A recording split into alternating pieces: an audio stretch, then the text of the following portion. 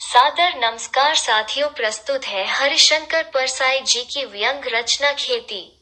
सरकार ने घोषणा की कि हम अधिक अन्न पैदा करेंगे और 1 साल में खाद्य में आत्मनिर्भर हो जाएंगे।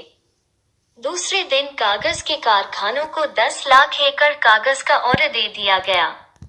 जब कागज आ गया तो उसकी फाइलें बना दी गईं। प्रधानमंत्री के सचिवालय से फाइल खाद्य विभाग को भेजी गई। खाद्य विभाग ने उस पर लिख दिया कि इस फाइल से कितना अनाज पैदा होना है और अर्थ विभाग को भेज दिया। अर्थ विभाग में फाइल के साथ नोट नत्थी किए गए और उसे कृषि विभाग भेज दिया गया।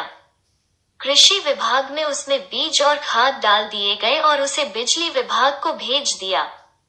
बिजली विभाग ने उसमें बिजली लगाई और उसे सिंचाई विभाग को भेज दिया गया। अब यह फाइल गृह विभाग को भेज दी गई।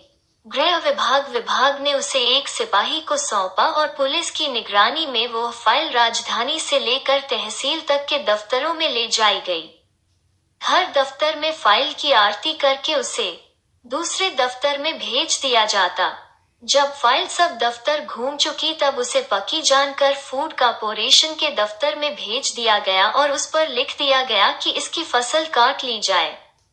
इस तरह 10 लाख एकड़ कागज की फाइलों की फसल पककर फूड कॉर्पोरेशन के पास पहुंच गई। एक दिन एक किसान सरकार से मिला और उसने कहा, हुजूर, हम किसानों को आप जमीन, पानी और बीज दिला दीजिए और अपने अफसरों से हमारी रक्षा कीजिए, तो हम देश के लिए पूरा अनाज पैदा कर देंगे। सरकारी प्रवक्ता ने जवाब दिया, अन्न की पैदावार के लिए किसान की अब जरूरत नहीं है। हम 10 लाख एकड़ कागज पर अन्न पैदा कर रहे हैं।